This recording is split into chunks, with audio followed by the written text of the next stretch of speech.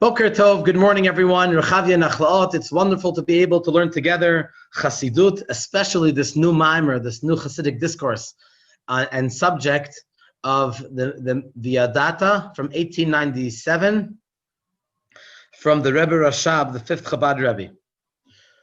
Over the past couple of days, we've been discussing the difference between the name of Havaya, which is Yud and a Hey and a Vav and a Hey, and the name Elokim, the name of Hashem, which is Elokim.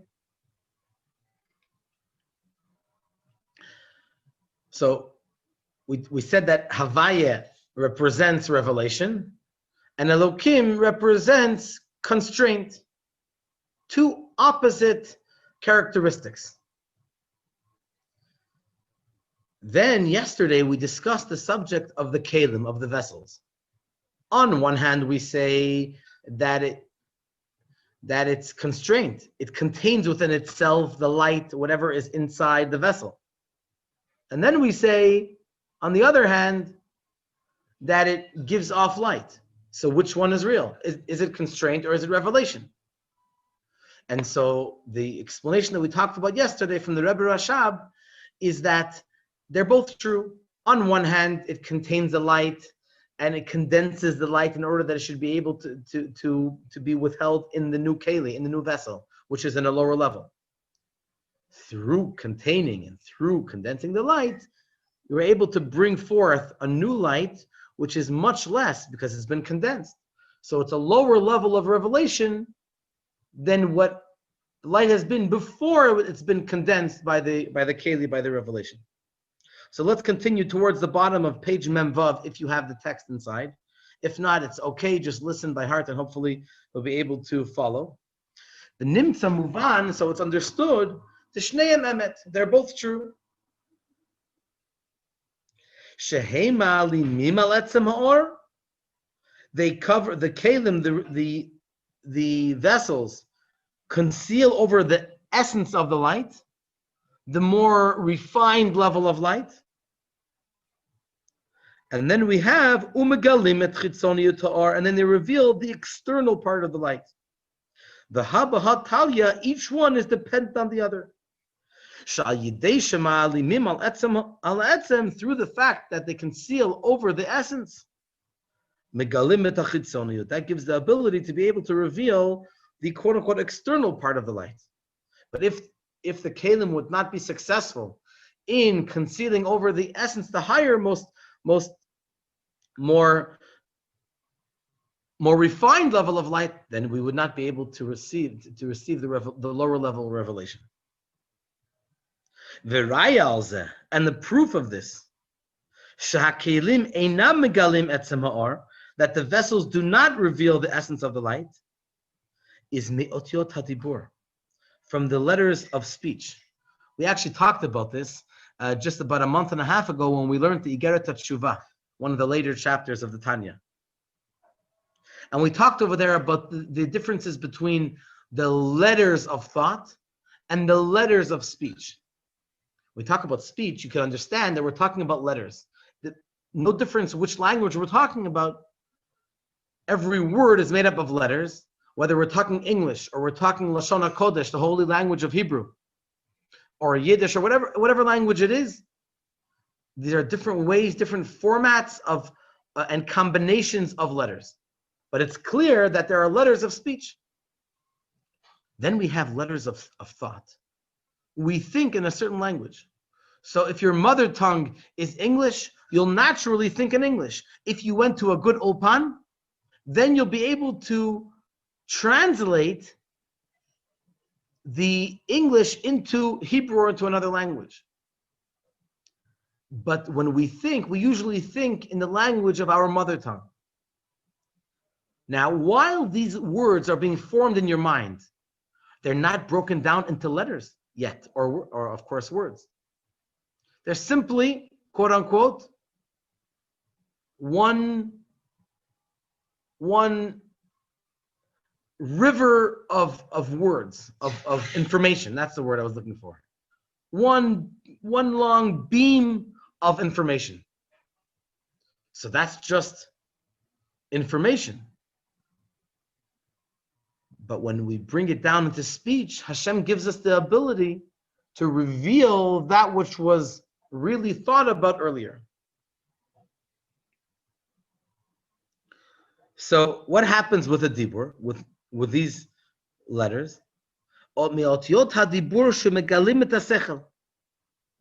before you open your mouth, the person sitting opposite you has no idea what you're thinking.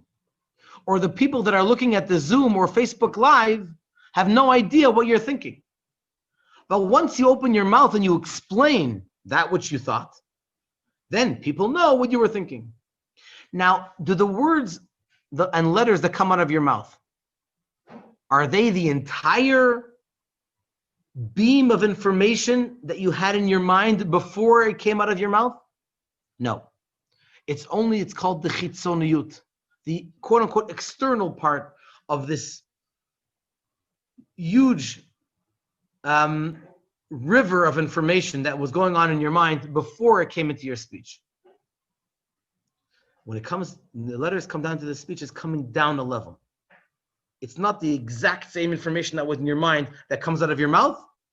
It's diluted, so to speak. It comes down to a lower level.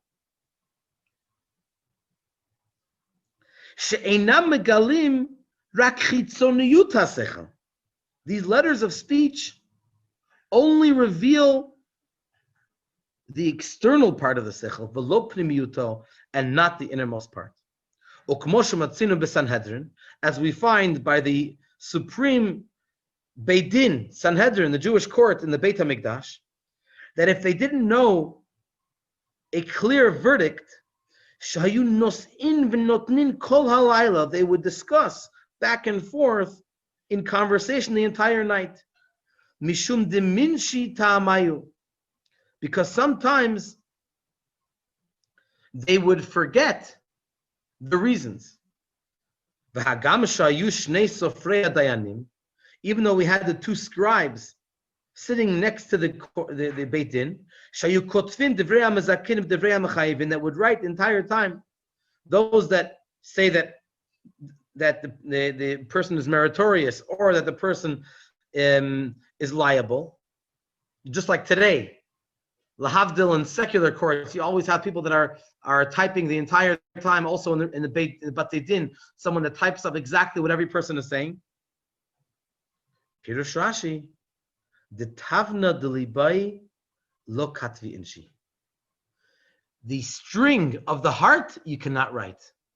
So those that write, the scribes, or those that type out what everyone is saying, they're only typing out the words that they said. But there's no way to write out that which is going on in the person's heart. So we hope that when the person says, the witnesses and the people that each one defends themselves, we hope that what they're saying it from their heart, and they're saying it sincerely. But you want to keep them going the entire night until the verdict happens, because you want to make sure as much as possible that the person expresses what they really feel deep down inside. V'hainu, that means the amitit pnimiyut kavanatam, that the true innermost part of their intention, einam yicholim legalot b'otiyot, they cannot reveal in letters. Ki im chitzoniyuto levad, only the external part. Now we could understand also on the subject of kelim, this is only an example, the concept of letters of the speech as opposed to letters of the mind. Now we can understand ba kelim lemala, in the vessel, so to speak, above.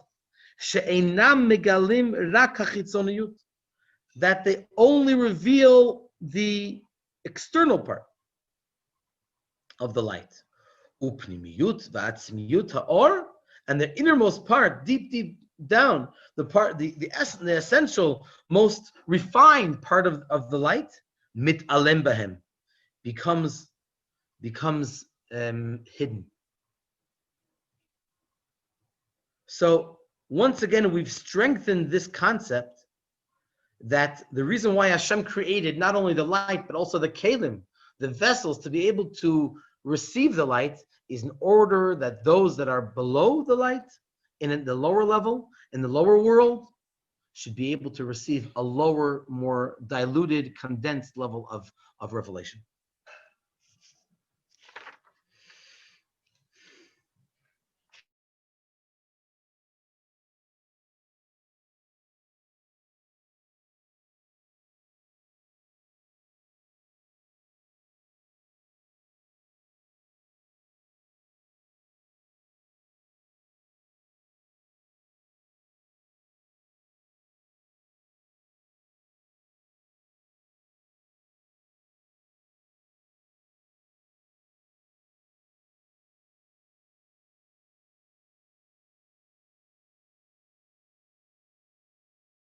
Koach hariyah, and the ability to see, ba'ayin lirot, in the eyeball to see.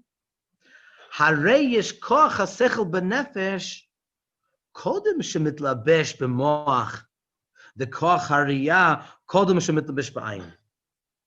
This ability to think is around before the brain, before the ability to think becomes enclosed into the brain. And the ability to see that Hashem gave us is around even before it comes into the eyeball to see. Visham, and over there, in the nefesh itself, in the soul itself, they're on a much higher level than the way they come into the limbs. So for example, the ability to think, which is in the nefesh, even before the child is born, is at a much higher level than before it comes into the brain itself. And the ability to see is much higher than before it comes down into the eyeball to see. Mikol makom, nevertheless, ein koach hariyah shebenefesh poel. The child cannot see before they're born, or before they're created, because the nefesh is there, the soul is there, but there's no appropriate keli, no appropriate vessel to be able to get it to run, to be able to get it to be active.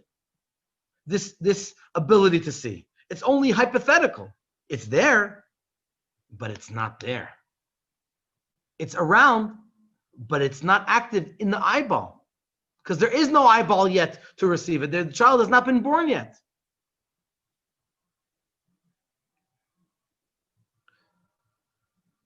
Mikol makom en koach hariyah shebenefesh poel az lirot davar azulat. The ability to see in the soul is not yet active to see something else, something out of it, as it does when it's in the eyeball. In other words, to activate the ability to see the way it acts now. Also the ability of thought. Is not active. So it could be it's greater. It's on a higher level before it comes into the eye, or before the ability to think comes into the brain. But it's not active. So what does it help us?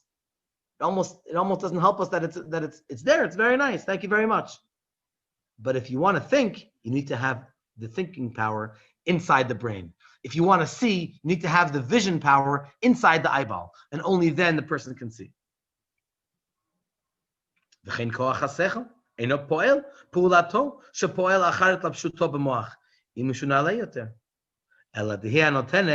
the exact, each one is dependent on the other. Each point is dependent on the other. On one hand, it's higher before it comes into the vessel, but on the other hand, it's non-active until it comes into the vessel. So the vessel gives an ability for it to be active, to be able to be influential, effective. Because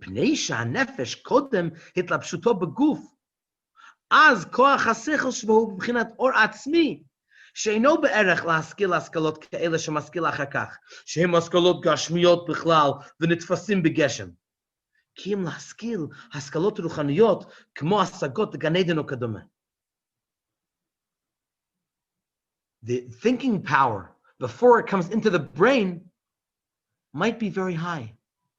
You want to explain to the thinking power that it should start contemplating physical, mundane, even coarse things. It can't. It hasn't landed. It's not on this level. It's up and away. It's involved with contemplating about Gan Eden and higher level concepts in spirituality. It's not yet related to a body.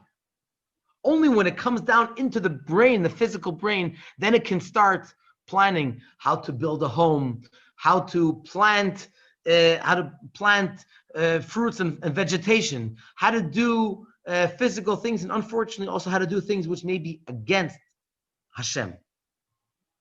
But that's only after the brain, after the thinking power comes into the brain. Beforehand, when it's still in the nefesh, still in the soul, and the soul has not yet come down into a body, and the spiritual powers, energy, have not yet been enclosed into a physical entity like a body or an eyeball or a brain, then it's not it's not connected to anything physical. There's no way to connect. There's no brain to. There's no way that the thinking power can think physical and material matters. There's no way that the vision power can see anything because it's not yet related to a body. The vision power before it comes into the body only sees spiritual things. After that, when it becomes enclosed into the limbs of the body, then the essential light becomes hidden, or only the external level of the light becomes revealed. That it becomes revealed and active in the relation to anything outside of it, to the other, not only within inside itself, but it's able to relate, think, see, hear other things which are outside of the nefesh, outside of the soul, thanks to the body, thanks to the keli, thanks to the vessel that Hashem has given us to be able to relate to other things, and it should not only remain hypothetical or spiritual or removed from this world, but the purpose is tikkun olam, to be able to elevate the world, that the world itself should be a place which is a home for Hashem. The zehu klal gadol. This is a big rule, a great rule. Shekol gilui ha'etzem hu helim legabei azulat. Anytime you have revelation of the essence, then anything outside of it is all blurred. You cannot relate to it. And on the other hand, the helim atzmi, and when you hide the essence, hu gilui legabei azulat, is a revelation for the other. This, and exactly this, is the great chidush, the innovation of the coming of Mashiach. When Mashiach comes, we're going to have a revelation of godliness. So you can try to tell me that there isn't really a big difference between, so it will be a greater revelation when Mashiach comes than it was in the time of the first Beit HaMikdash. But there are different levels of revelation. No. Before Mashiach will be here, there has never yet been revelation of etzem, of the essence of Hashem in this world. When Mashiach comes, we're going to be able to have the revelation of the essence of Hashem in this world. And that's the greatest innovation of all. Because usually and logically, we have the rule we just said. If you have a revelation of essence, then no one else can really benefit from it because it's so high, it's so deep. But because the coming of Mashiach comes as an outcome, a continuation of the great blessings, the great preparation of all of the Torah and mitzvot that have been observed through the millenniums, that Bezrat Hashem, we're going to merit the coming of Mashiach, and we'll be able to have a combination of both. But that's a yotzeh min haklal. That's not the rule. That's the exception to the rule. Bezrat Hashem, it's going to become the rule once Mashiach comes. Halavai very soon, halavai this moment. But in the meantime, the rule is that when you want to have revelation of essence, of the etzem of the luminary, then no one can really benefit from it. The essence is meant to be concealed, private, modest. And if you want to have a revelation, then you need to have concealment. That's the idea of tzniut, of being modest. When a person goes in a public area, you don't go the way you are in your own home or in a private place, because the essence is meant to be concealed. And in each scenario, when you walk in the street, you're being exposed to other people. So you have to dress in a special way, because that's how Hashem wants. That we have to be receptible to others in a proper, respectful, holy, and pure way. Thank you so much for joining us. Bezrat Hashem, tomorrow morning, Friday morning, 9:30, right here on Zoom and Facebook Live. And we look forward to seeing you, hopefully on Shabbat as well, and afterwards. We have a special announcement for this coming Tuesday, tomorrow morning, Bezrat Hashem, Friday morning. All the best. Thank you so much. Be well.